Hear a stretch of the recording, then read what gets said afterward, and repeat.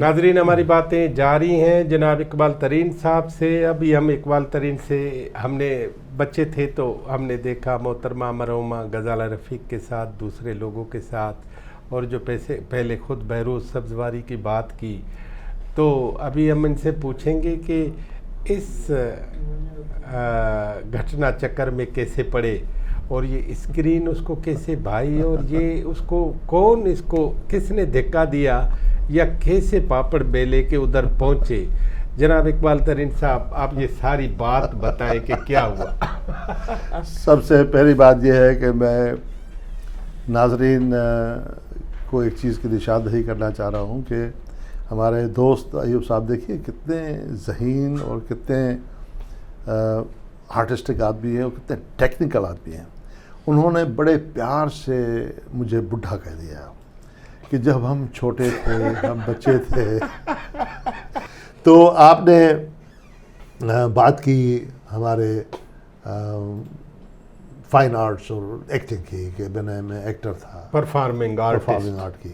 ٹھیک ہے, تو یہ میرا کوئی ارادہ نہیں تھا, میں نے کبھی نہیں سوچا تھا کہ میں ایکٹر بنوں گا, نیور. ہم گئے تھے 74 میں انگلینڈ ماسٹرس کرنے کے لیے. اس زمانے میں سیاٹیکا کا پرابلم تھا تو وہاں ٹھنڈی موسم کی وجہ سے I could not continue my education. I had to terminate it, come back. As a result مجھے یہاں پہ سرجری میری ہوئی.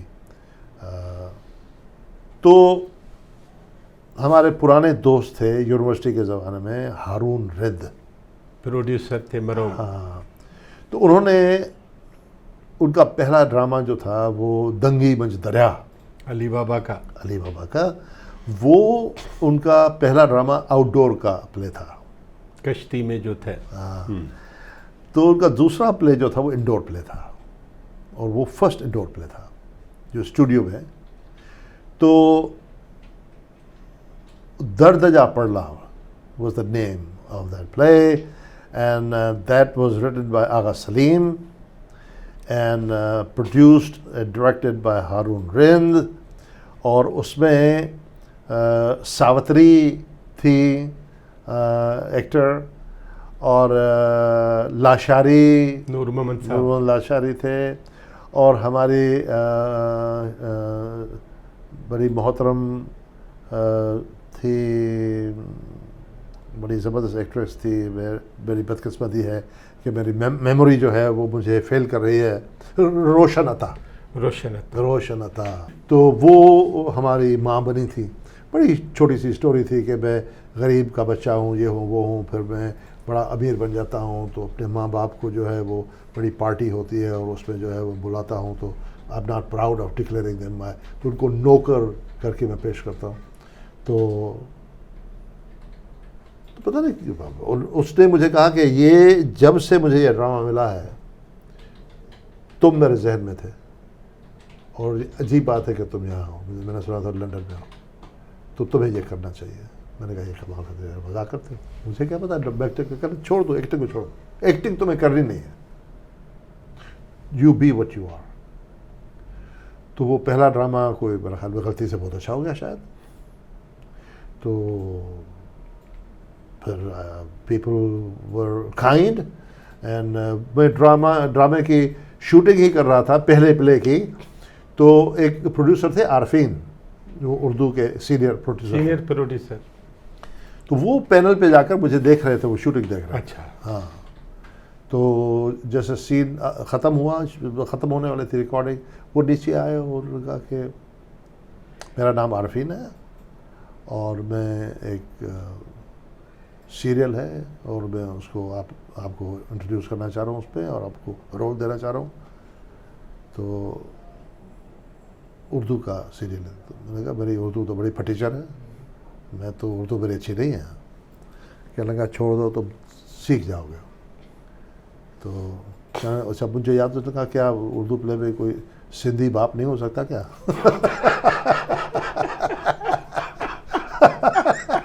تو وہ رومی اور گڈو کا میں باپ بنا تھا اور نیلوفر علیم وہ میری بیوی بنی تھی. تو پھر وہاں سے سلسلہ شروع ہوا, پھر کئی اردو کے سندھی کے پلیس کیے. تو ہماری بس یہ ایک بری عادت ہے کہ جو کام کرتے ہیں اس کو حق حلال کر کے کرتے ہیں. تو شاید کچھ ہو گیا, کچھ اچھا, کچھ چیزیں ہو گئی, لیکن پیار بہت ملا, ہمیں عزت بڑی ملی. ہمارے جتنے آرٹسٹ تھے, چاہے اردو کے ہوں, سندھی کے ہوں, producers, that was a golden platinum era of Karachi T V. میرے تجربے میں ہم ساتھ کام کرتے تھے, پروڈیوسرس, نقوی صاحب, ہارون, مزدور قریشی, یہ جتنے تھے ہمارے. عبد الکریم بلوچ تھا نا, he was a P M, یس. اور رائٹرس شمشیر حیدری تھا, علی بابا, اپنا امر جلیل کی کہانیاں. امر جلیل بڑا ہی ماڈرن رائٹر تھا. علی بابا پکاسو تھا اردو پلیز کا. واہ, پکاسو اس جیسا. میں آج بھی مجھے جو ریگریٹ ہے کہ علی بابا کا سندھ نے قدر نہیں کیا, اور پورے لٹریچر, پورے لٹریری لوگوں نے, پورے اس کلاس نے اس کا, وہ ہنستے رہے اس کے اوپر, اس پر مذاق ہی کرتے رہے. وہ اتنا ویژنری تھا اور اتنا وہ اپنی صدی میں تھا, وہ نیکسٹ سینچری کا آدمی تھا. اور پھر امر جلیل جو ہے وہ پھر اپنا شمشیر حیدری, he produced the first ever original series of in Sindhi, منزل جس میں آپ تھے. تو بڑا اچھا ایکسپیرینس رہا. بڑے پیار کرتے تھے, محسن ہوں, شیرین ہوں, جتنے پروڈیوسر تھے وہ.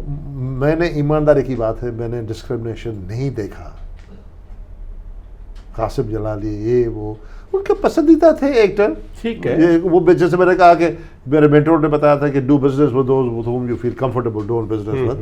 تو وہ تو سب انسان کے ساتھ ہوتا ہے, لیکن میں نے کوئی ڈسکرمنیشن نہیں دیکھا. اور میں دیٹ واز میرے لیے سبق تھا, یہ بڑا ٹرانسفارمیشن تھا. یہ پوری زندگی اس کا فائدہ کیا ہوا آپ کو؟ میں نے ایک تو یہ معلوم ہوا کہ آپ اداکار بھی ہیں. ہاں, یہ ہوا. اور دوسرا یہ کہ یہ جو ایک کلچرل ڈویژن جو ہے انفارچونیٹلی, تو فرسٹ ہینڈ جب آپ لوگوں سے ملتے ہیں, ایکسپیرینس کرتے ہیں ان سے, جب تک کہ آپ کا پرسنل ایکسپیرینس نہیں ہوتا تب تک آپ کے خیالات وہی ہوتے ہیں جو آپ نے سنے ہوئے ہوتے ہیں, جو برین واشڈ ہوتے ہیں. آپ انفارمیشن کے اور ڈس انفارمیشن کے غلام ہوتے ہیں. ہاں, تو اٹ اوپنڈ مائی آئیز. وہ انفیوژن کے لیے وہ کام کیا نا, بالکل فیوژن. تو I went back and revisited myself. میں نے محسوس کیا کہ سب اردو اسپیکنگ لوگ خراب نہیں ہیں, سب سندھی لوگ اچھے نہیں ہیں. واہ واہ. اور یہ ایک مزدور, کراچی کے مزدور, معافی چاہتا ہوں میں تھوڑا, کراچی کے مزدور اور سندھ کے ہاری میں آپس میں کیا جھگڑا ہے بھائی. جو ٹھیلا یہاں چلاتا ہے وہ وہاں کھجوری ٹھیلے پہ بیچتا ہے شکارپور میں, ان کا آپس میں کیا جھگڑا ہے. تو یہ کوئی انڈسٹری ہے جس نے بنائی ہے. یہ جیسے معافی چاہتا ہوں, جیسے مذہب اور جنگ انڈسٹری ہے. مذہب نہیں سکھاتا جو کچھ ہم کر رہے ہیں, لوگوں نے, انسانوں نے مذہب کو انڈسٹری بنا دیا ہے. $1 ٹریلین کی انڈسٹری ہے ساری دنیا میں, trillions and trillions. So is war industry, سب سے بڑی انڈسٹری. اسی طرح یہ کلچرل ڈویژنز جو ہیں یہ بھی $1 ٹریلین انڈسٹری ہے. آئی ہوپ ہم میں اتنی وسعت پیدا ہو, اتنی عقل ہو کہ ہم لوگوں کو ان کے جینڈر, ان کے زبان, ان کے اپیرنس, ان کے قد, ان کے مذہب کے علاوہ دیکھ سکیں. کوئی ایسی ہمیں نگاہ ہماری ہو کہ ہم ان چیزوں کے بیان دیکھ سکیں. آپ نے یہ پرفارمنگ آرٹ کا کام کنٹینیو کیوں نہیں کیا؟ ہاں, وہ میرا ایک ڈس اپوائنٹمنٹ تھا. ایک وہ ایک تھا نا ایموشنل آدمی تو ہوں میں, کھلاڑی ساتھ تھی ہر وقت. نہیں, وہ ہوا یہ کہ ماشاء اللہ لجا کا دور تھا اور بڑی سیکیورٹی ہوتی تھی ٹی وی پہ. تو میں نے دیکھا کہ کئی لوگ یا سندھی کے آرٹسٹ یا اردو کے آرٹسٹ جو بیچارے اتنے مشہور نہیں تھے, یا ایون مشہور جو لوگ تھے وہ بھی کھڑے ہوتے تھے لائن میں, اور جب پاس ملتا تھا اندر جاتے تھے, یا اندر سے پوچھتے ہیں کہ فلاں. ہاں. اور ہماری بھی ایک کھٹارا گاڑی تھی, تو ہم نے ایک دن جب اندر جانا چاہ رہے تھے انہوں نے روکا کہ نہیں صاحب گاڑی آپ اندر نہیں لے کے جا سکتے, یہ جو ہے یہ حکم ہے کہ گاڑی کوئی اندر نہیں لے کے جا سکتا امپلائیز کے علاوہ. میں نے کہا ٹھیک ہے, نو پرابلم. ہم باہر کہیں کھڑا کرتے تھے, ہم نے باہر کھڑی کر دیا گاڑی. تو نہ کوئی قربان جلانی آ سک رہا تھا, نہ کوئی شکیل آ سک رہا تھا, نہ کوئی آرٹسٹ جو ہے وہ گاڑی میں اندر نہیں آ سک رہا تھا. پروڈیوسر جن کے پاس ہی وہ تو ظاہر ہے. ہم نے کہا ٹھیک ہے دیٹس فیئر. ایک دن ہم اندر کے جا رہے تھے تو وہ اپنے جو نیلام گھر کرتے تھے طارق عزیز صاحب, وہ صاحب جو جیسے آئے تو پولیس والے نے گاڑی کو اوپر کیا, اس کو ڈنڈا اوپر ناکا کھول اور دیا, یہ صاحب یوں گئے اندر اور جو ہے وہ جا کر اور پار کیا اور یوں جل کے اور وہ اندر گھس گئے. یہ کوئی ہمارا ایگوٹسٹک پرابلم نہیں تھا, یہ اصول کی بات تھی, اصول کی بات تھی. سب کے لیے رکھو نا. میں واپس گیا, اپنی گاڑی سٹارٹ کی اور میں اندر گھسنا چاہا تو کیوں بھائی کیا ہوا؟ نہیں اندر نہیں جا سکتے. میں نے کہا یہ جو ابھی کہے ہیں صاحب, یہ کیا صدر لگے ہوئے ہیں پاکستان کے, یہ جنرل مینیجر ہیں, ایم ڈی ہیں پاکستان ٹی وی کے, یہ کیوں ادھر گئے؟ نہیں صاحب یہ تو اب نہیں بتا سکتے. میں نے کہا کون بتائے گا؟ کہ صاحب میں معافی چاہتا ہوں. وہ احترام کرتے تھے, ہمارے ان سے اچھے تعلقات تھے, وہ جو کھڑے ہوتے تھے کوئی بدتمیزی ہم نہیں کر رہے تھے, مجھے پتا تھا ان کا قصور نہیں.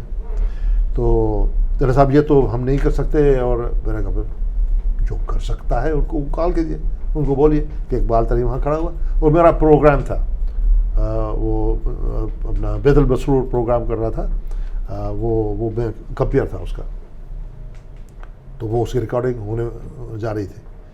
تو انہوں نے صاحب برہان الدین حسن صاحب جو جنرل مینیجر تھے, ان کو کہا کیا کہ وہ اقبال ترین کھڑا ہوا ہے, وہ ضد کر رہا ہے, وہ بول رہا ہے کہ گاڑی جو ہے وہ میں لے جاؤں گا اندر, کیونکہ اپنے طارق عزیز صاحب جو ہیں ان کو آپ نے چھوڑا ہے تو ہمیں کیوں نہیں چھوڑا. تو اس نے کہا بھائی ایسا ہے کہ مجھے تم نے بات کرتا ہوں. بات کیا تو کہتا ہے اقبال ایسا نہیں کرو یہ. میں نے کہا کیوں نہیں کروں عمران صاحب؟ کہہ رہا ہے بھائی ایسا نہیں کرو, تم کو پتہ ہے کہ وہ ہمیں انسٹرکشنس ہے ان کے لیے. میں نے کہا اوکے تو ہمارے لیے انسٹرکشن کیوں نہیں ہے؟ چلو اچھا اندر آ جاؤ, اندر آ جاؤ. وہ باہر آئے, مجھے لے گئے اپنے آفس میں, بٹھایا, چائے وائے آفر کی, بڑی کوشش کی. میں نے کہا نہیں, آپ کو مجھے کنونس کرنا ہوگا, معافی چاہتا ہوں, آپ کو مجھے کنونس کرنا ہوگا, یہ جو کچھ آپ کہہ رہے ہیں وہ کنونسنگ نہیں ہے. وہ نہیں کیا اس نے کنونس, بولا معافی چاہتا ہوں, مجھے بتایا تم مجھ سے ناراض ہو رہے ہو, سب کچھ ہو رہے ہو.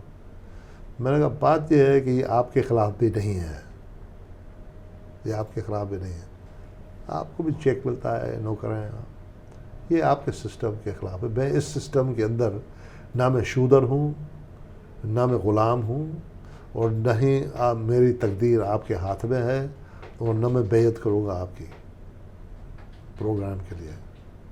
میں جا رہا ہوں. That was the time I walked out of TV.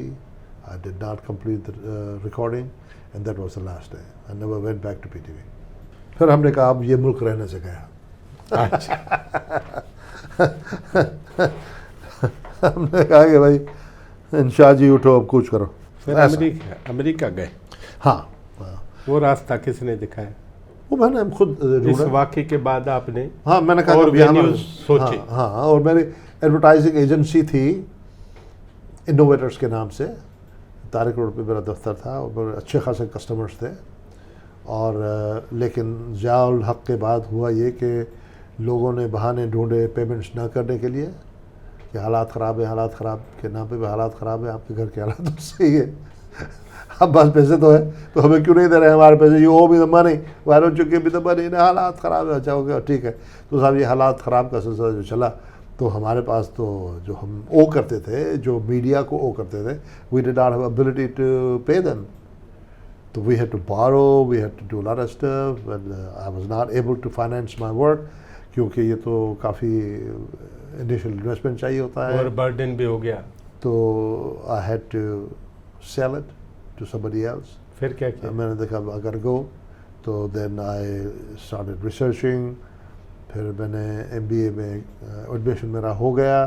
کئی I-20s آ گئیں بہت سی, ہر اسٹیٹ سے تقریباً یونیورسٹیز آ گئی.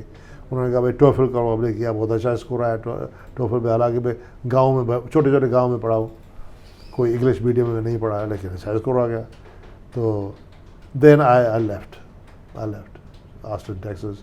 پھر وہاں سے پھر دوسری کہانی ہے. پھر I got into petroleum industry, hospitality industry, پھر ریٹیل میں پھر میں جو ہے IT میں ہوں پچھلے سنس 1998. I'm in IT. ابھی میں واشنگٹن DC کے ایریا میں رہتا ہوں. And I have my own IT company and I do consulting, technology consulting, mostly federal government کے ساتھ. امریکہ میں جتنی فیڈرل ایجنسیز ہیں, ہوم لینڈ سیکورٹی ہے, NIH ہے, EPA ہے, all these agencies, ان کے جو ہے ان کے لیے ہم سافٹ ویئر ڈیولپ کرتے ہیں, front end and back end. تو I do the business development and business retention, and I go get the business from the federal agencies and deliver the software through our team. So I'm happy, very happy. Iqbal Tareen صاحب, ایک چھوٹے سے وقفے کے بعد ہم ملتے ہیں. ناظرین, ہماری باتیں جاری ہیں اور ہمارے ساتھ رہیے گا.